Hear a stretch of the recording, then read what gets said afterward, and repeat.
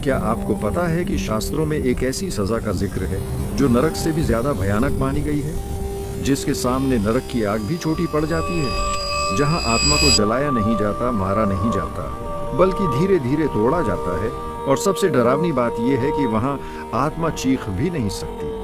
आज इस वीडियो में हम उसी सजा के बारे में बात करेंगे जिसे गरुड़ पुराण और अन्य सनातन शास्त्रों में नरक से भी बुरी सजा कहा गया है, और जिसे जानने के बाद आप कर्म, मोह और अहंकार को कभी हल्के में नहीं लेंगे। इस वीडियो को अंत तक जरूर देखिए, क्योंकि आखिर में आप समझ पाएंगे कि असली डर नरक नहीं है, बल्कि वो अवस्था है जहां आत्मा को कोई रास्ता नहीं मिलता।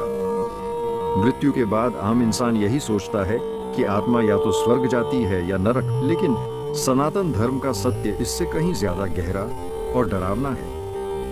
गरुड़ पुराण के अनुसार नरक भी एक स्थान है जहां सजा मिलती है, जहां कर्मों का हिसाब होता है और जहां यातनाओं के बाद आत्मा को आगे बढ़ने का अवसर मिल जाता है। लेकिन एक अवस्था ऐसी भी बताई गई है जहां न स्वर्ग है, न नरक, न मुक्ति और न ही पुनर्जन्म की कोई निश्चित दिशा।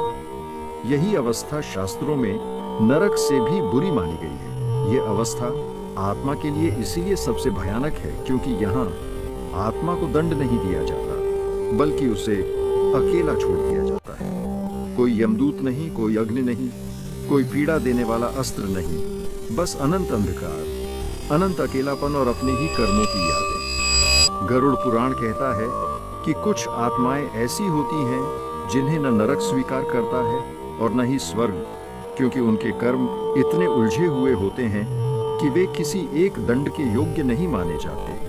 अब आप सोच रहे होंगे कि ऐसा कौन सा पाप है जो नरक से भी बुरी सजा दिला देता है। शास्त्र कहते हैं कि यह सजा उन्हें मिलती है जो जीवन में सिर्फ पापी नहीं थे, बल्कि जिन्होंने जानबूझकर धर्म का अपमान किया, झूठी भक्ति का दिखावा किया, दूसरों की आत्मा को तोड़ा, विश्वास को हथियार बनाया और अपने स्वार्थ के लिए किसी और के जीवन को अंधकार में धकेल दिया।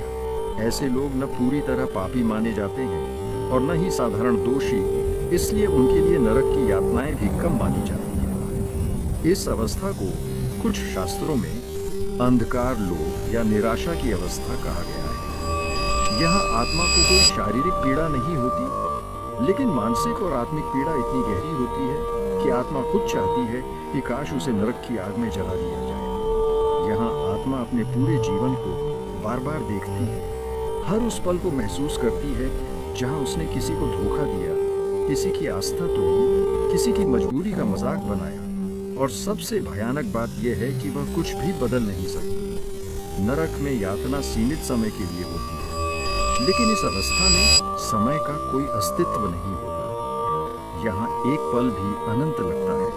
आत्मा न रो सकती है, न चिल्ला सकती है, न किसी से मदद मांग सकती है।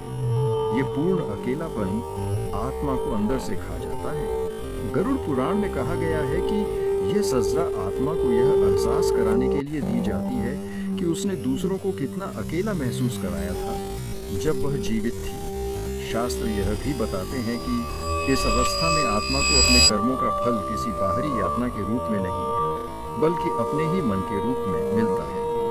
जो व्यक्ति जीवन में दूसरों को डराता था, यहाँ वही डर उसकी चेतना बन जाता है। जो दूसरों की भावनाओं से खेलता था, यहाँ उसकी अपनी भावनाएं ही उसका दंड बन जाती है। यही कारण है कि इसे नरक से भी बुरी सजा कहा गया है। अब यहाँ एक बहुत गहरी बात समझनी जरूरी है। ये सजा अचानक नहीं मिलती, जीवन में इसके संकेत पहले ही मिलने लगते हैं। ऐसे लोग अक्सर भीतर से खाली होते हैं, उन्हें किसी भी सुख से संतोष नहीं मिलता, वे हमेशा बेचैन रहते हैं और उनकी भक्ति भी दिखावे से भरी होती है। शास्त्र कहते हैं कि जो इंसान जीवन में ही भीतर से अंधकार में जी रहा है, मृत्यु के बाद वही अंधकार उसका लोक बन जाता है। गरुड़ पुराण में यह भी लिखा है कि ऐसी आत्माएं बहुत लंबे समय तक इस अवस्था में रहती हैं, जब तक कि उनका अहंकार पूरी तरह टूट न जाए। न उन्हें यमराज बुलाते हैं, न कोई देवता, क्योंकि यह दंड देवताओं का नहीं बल्कि कर्म का होता है। यह कर्मों द्वारा दिया गया आत्मिक कारावास होता है।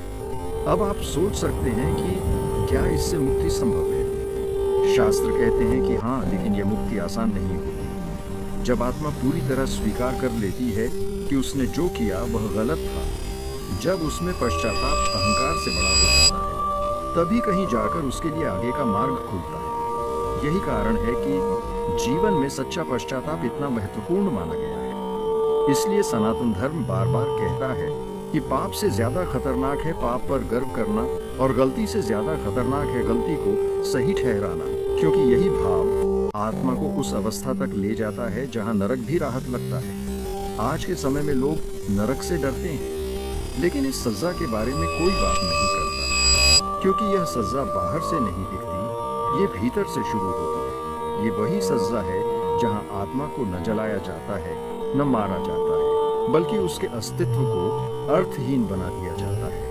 अब मैं आपसे एक सवाल पूछता हूँ, क्या आपको लगता है कि असली सजा आग और यातना है, या अपने ही कर्मों के साथ अकेले रह जाना? अगर आप इस सत्य को समझ पा रहे हैं, तो शायद यह वीडियो संयोग नहीं है।